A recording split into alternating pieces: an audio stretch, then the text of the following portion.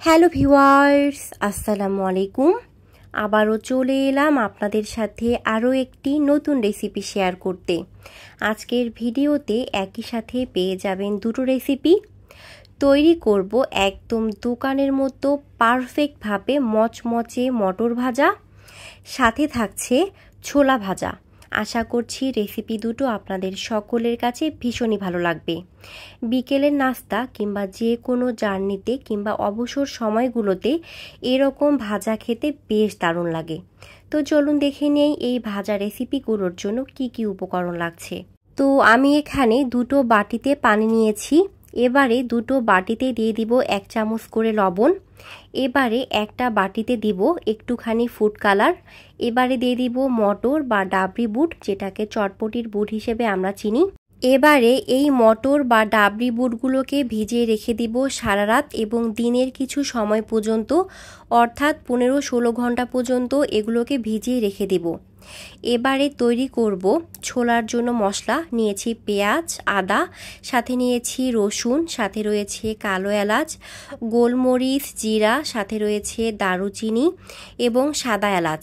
আশা করছি আপনারা মশলার পরিমাপ দেখে বুঝে নিয়েছেন কতটুকু মশলা নিয়েছি।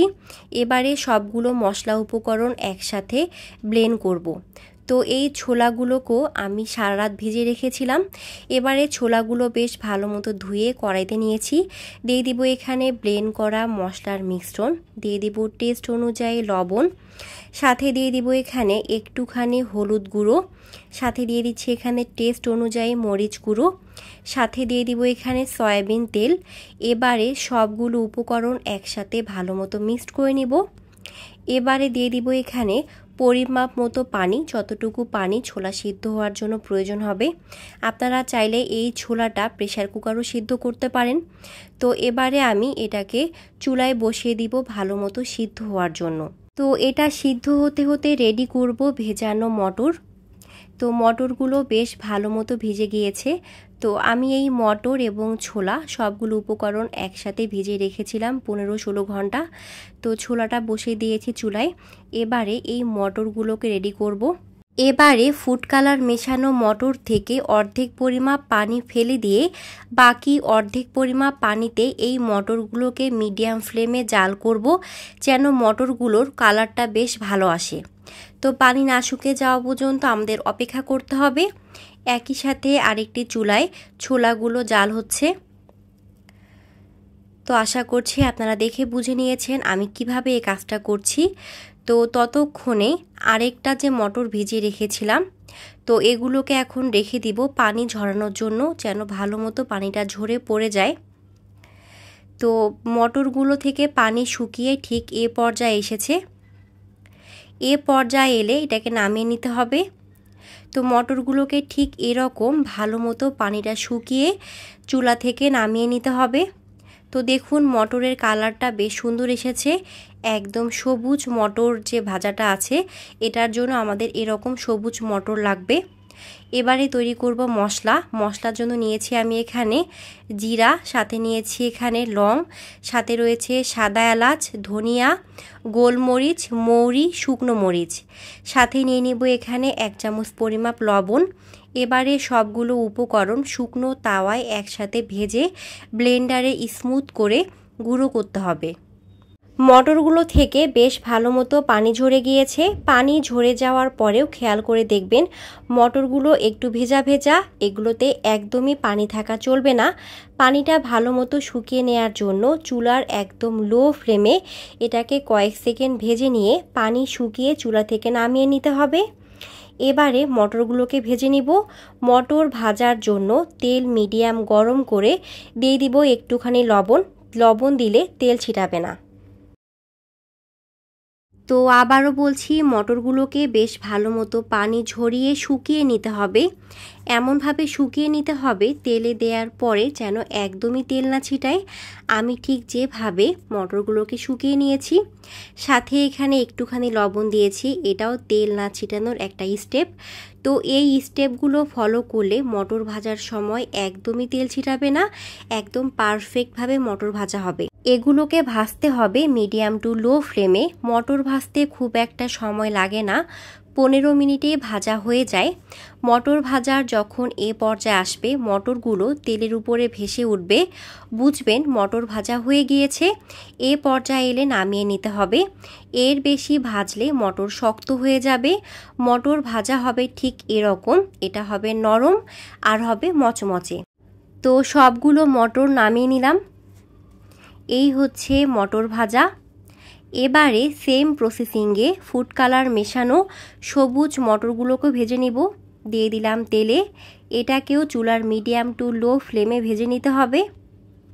তো যেহেতু আমি সবুজ মটরগুলো থেকে বেশ ভালো মতো পানি ঝরে নিয়েছিলাম, এটাকেও তেলে ভাজার সময় একদমই তেল ছিটাবে না। মটর ভাজার এ পর্যায়ে নামিয়ে নিব। এবারে মটরগুলোকে ঠান্ডা হওয়ার জন্য রেখে দিব। এরই মাঝে ছোলাগুলো বেশ ভালো মতো সিদ্ধ হয়ে গিয়েছে। তো এই হচ্ছে ছোলা সিদ্ধ। এবারে এই ছোলাগুলোকে তেলে ভালো মতো ভেজে নেব। দিয়ে দিচ্ছি এখানে পেঁয়াজ কুচি, সাথে দিয়ে দিলাম কাঁচামরিচ। এবারে এগুলোকে কয়েক সেকেন্ড ভালো মতো ভেজে নিতে হবে, যেন পেঁয়াজের কাঁচা স্মেল চলে যায়। পেঁয়াজ ভাজার এ পর্যায়ে এলে দিয়ে দিব এখানে সিদ্ধ করে রাখা ছোলা। আমার চ্যানেলে ছোলার আরও একটি রেসিপি দেয়া আছে, চাইলে দেখে নিতে পারেন। আশা করছি সেই রেসিপিটাও আপনাদের সকলের কাছে ভীষণই ভালো লাগবে। রমজান মাস ছাড়াও সকালের নাস্তা কিংবা বিকেলের নাস্তায় ছোলা খেতে বেশ ভালোই লাগে। তো এবারে এই ছোলাটাকে আমি বেশ সময় নিয়ে ভালো মতো মিডিয়াম টু লো ফ্লেমে ভেজে নিব। এটা যত ভালো মতো ভাজা হবে ঠিক ততটাই টেস্ট হবে। যখন তেল ছেড়ে দিবে, দিয়ে দিব এখানে একটুখানি জিরা গুঁড়ো, গরম মশলা গুঁড়ো, দিয়ে দিলাম ধনিয়া গুঁড়ো। এবারে এই গুঁড়ো মশলার সাথে ছোলাটাকে বেশ ভালো মতো মিশিয়ে এটাকে আরও কিছুক্ষণ ভেজে নিব। তো এটা যতক্ষণ না ভাজা ভাজা হয় ঠিক ততক্ষণ ভেজে নিতে হবে। তো ছোলা ভাজার যখন এ পর্যায়ে আসবে, একদম ভাজা ভাজা হয়ে যাবে, ঠিক এ পর্যায়ে এটাকে চুলা থেকে নামিয়ে পরিবেশন করব। তো এরই মাঝে এই মটরগুলো ঠান্ডা হয়ে গিয়েছে। আপনাদের একটু দেখাই মটরগুলো ঠিক কী রকম মচমচে হয়েছে। তো আশা করছি আপনারা শব্দ শুনে বুঝে নিয়েছেন মটরগুলো ঠিক কী রকম মচমচে হয়েছে। এবারে এখানে আমি মশলা মিক্সড করব। তো আমি যে গুঁড়ো মশলার মিশ্রণ দেখিয়েছিলাম সেই মশলাটা এখানে মিক্সড করব। এই মশলাটা যে কোনো চটপটা খাবারে ব্যবহার করতে পারেন, যেমন আম মাখা, জাম মাখা, পেয়ারা মাখা কিংবা যে কোনো রকমের চটপটা খাবার। এই মশলা ব্যবহার করাতে খাবারের টেস্ট অনেকটাই বেড়ে যাবে। তো মশলাগুলো আমি এই মটরগুলোর সাথে বেশ ভালো মতো মিক্সড করে নিলাম। এই মটরগুলো দোকানের মটর ভাজার থেকে কোনো অংশে কম হয়নি। এতটাই পারফেক্ট হয়েছে যে কেউ বুঝতেই পারবে না এটা বাসায় তৈরি করা।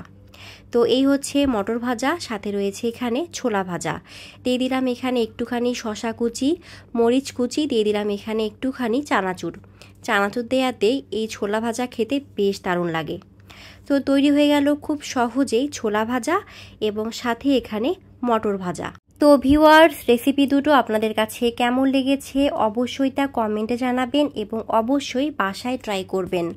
এই মটর ভাজা কিংবা ছোলা ভাজা রেসিপি যে কোনো জার্নি কিংবা বিকেলের নাস্তা কিংবা অবসর সময়গুলোতে খেতে বেশ দারুণ লাগে, যেটাকে বলা যেতে পারে মুঠোয় মুঠোয় সময় পার। প্রাণের যে মটর ভাজা আছে সেই মটর ভাজার থেকে এই মটর ভাজা কোনো অংশেই কম হয়নি। আপনারা দুটোকে মেলাতেই পারবেন না এটা বাসায় তৈরি নাকি প্রাণের প্যাকেটের মটর ভাজা। এরকম মশলাদার চটপটা খাবার খেতে বেশ ভালোই লাগে। আমার চ্যানেলে আরও বেশ কিছু এরকম চটপটা খাবার দেয়া আছে, যেমন আলু কাবলি, ম্যাগি ভেল, এরকম আরও বেশ কিছু রেসিপি চাইলে দেখে নিতে পারেন। আশা করছি আপনাদের সকলের কাছে ভীষণই ভালো লাগবে। তো ভিউয়ার্স, আজকে এ পর্যন্তই। ইনশাল্লাহ দেখা হবে আবারও নেক্সট কোনো নতুন ভিডিওতে। সে পর্যন্ত সকলে ভালো থাকবেন, সুস্থ থাকবেন, আমার পরিবারের জন্য দোয়া রাখবেন। Thank you. Let's see the next video. Assalamu alaikum.